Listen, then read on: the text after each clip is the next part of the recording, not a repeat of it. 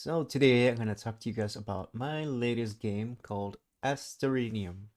So Astorenium, if you guys don't know, this is more like a top-down game I just made.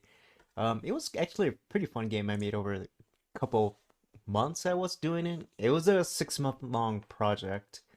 And I actually wanted to do like a small top-down shooter type of game. And I actually had fun making it, and which is great. You know, usually when you start doing games, you want to have fun making it. You also want to have the motivation.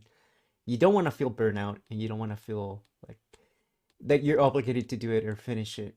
So that's really the important thing. And today I'm just gonna talk to you guys about just the process it took me to finish this game, and some tips actually can give you guys on actually completing games. So actually, well, the first kind of like tip I can give is obviously start small. Start small in the meanings of actually make small games. Like in my case, I made tons of these little top-down games. Like just playing, so many top-down games. I played a bunch of like Crosscode, played bunch of Enter the Gungeon games, and along when I was playing them, I also kind of just reviewed them and kind of analyzed each movement and everything, how each control was. I did make a bunch of small game jams, so the game jams for sure did help me out when I started making this game. I kind of learned just how to do the controls, how to finish games, right? And that actually did help me complete this type of long version of the game.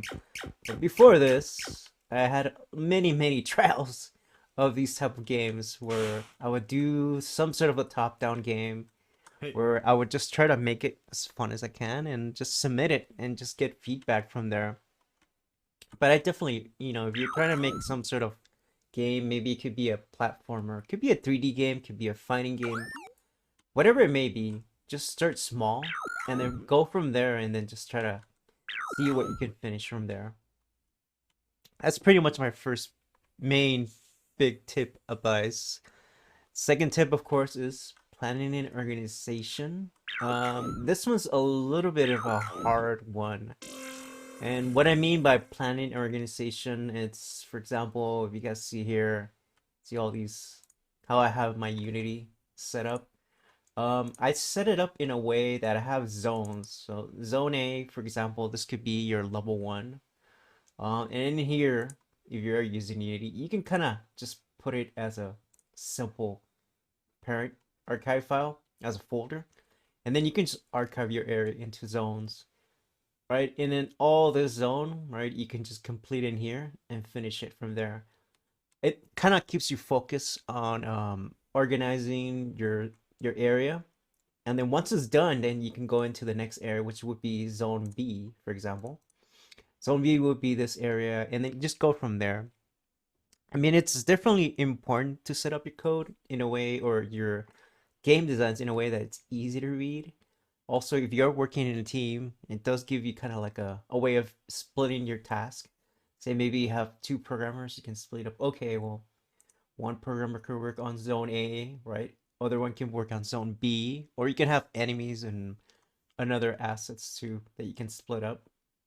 And speaking of organizations as well, you can check out some of my code, which is here. Let me load up Visual Studio real quick. Coding is really something that you want to set up in a way that's nice and easy to organize. Like for example, on my player script, I usually will start up with headers, right? I'll always do serializable fields, private floats, timers, objects that I may need, and bools. You want to set it up in a way that's really easy to read so that later on, let's say you make like a quick short game, you can always copy and paste it into your new project. So in this case, most of these code in here that I used, well, all these movements and shooting and everything was brought in from many game jams that I'd done before, or many little tests I'd done for my other top-down type of shooter games. And you can go from there and actually kind of organize your script in a way that's easy to read, and you can easily grab it and get all the code in perfectly. The other tips and another third, I guess, really important tip is focus on the gameplay. Not too many people, or not too many game devs, I should say, focus on a fun gameplay, right? You want to make it as fun as possible for the player, because it's really gonna be for the player, right? It's not so much you want to enjoy it yourself too, right? You want to make it to a point where, hey, this game is actually kind of fun, and I do play this game a lot, and I did enjoy playing it. Just kind of like shooting all these crabs here, right? And then going along and just kind of discovering new areas. That's what you kind of want to leave it in as kind of mysterious, kind of interesting to play. Not too hard. Of course, you don't want to get too hard to the point where you go, oh, okay, maybe this game might be too hard. But again, if you're looking for those type of players that, want harder games, you could do that. Definitely. As long as you're enjoying it and then you think other game, or the players, I should say, will enjoy it. That's really the important thing is, right? Keep it kind of like challenging, but not to the point where you go, this game's kind of boring, right? You want to make stuff like this, like special wave systems where you need to kill certain enemies, like in here, where I did, right? And then the idea of this one is just to defeat this whole wave system of enemies that are in here in order to move to the next level. You want to make it to the point where it's still fun, right? But challenging enough to keep your players engaged to a point where you go, oh, you know what? This is pretty fun. I enjoy playing it. And you enjoy playing it too. Because, of course, you're going to get into the next step, which is staying motivated. And I think staying motivated is the hardest part of doing game development. Motivation. I know a lot of people talk about motivation and how it's, it's not really necessary. It's more of a discipline. But to me, motivation is really important. It's kind of keeps you engaged to your game. It keeps you wanting to continue making your game. But also, right, you want to get your players motivated to finish the level, right? You don't want to like get to the point where you go, you know what? This game's kind of boring. I don't want to play it anymore. Right? You want to make sure your player enjoys it all the way to the end and they can actually defeat it and finish the game, right? Your goal really is to get kind of like a point where the player enjoys it, they have a good time, right? And you get more, of course, feedback, right? So feedback is the other tip that I want to talk to you about. Once your player enjoys it, they stay motivated, right? You get the player to play it. And it's getting feedback from players or even smaller game jams that you've done in the past. Of course, the feedback comes in with finishing your game. So it is important to at least finish a little small project. Let's say, in my case, I wanted to do a small little project where I just wanted to have like a little simple shooter type of game. It's important to submit that and just get feedback from other game devs, from other players, and say, you know what, maybe you can try to do something different. Like maybe instead of, not being able to slide, you can dodge or you can roll. Those sort of things, right? Or maybe give a warning to the player, like, oh, by the way, this is a dangerous area you don't want to go into. That sort of thing is something that you really do need. And like I said, feedback, most important thing. But to get feedback, of course, you need to finish your game, which goes along with, of course, if you do want to finish your game, is testing. And I think this would be the last tip that I would give anybody is test a lot, right? And then to test a lot, you really have to enjoy your game. So whenever you do make a game, any game, make sure that you do enjoy it, one, and then realize that you're going to be playing it a lot, right? Because there's going to be bugs. There's always going to be one weird bug in there, like maybe you get stuck in the game, right? Maybe there's like a small feature you forgot to remove, like a certain wall aspect or like a certain number aspect, right? Something that you always forget. But yeah, definitely. I always say just learn from your mistakes and then just test the heck out of the game.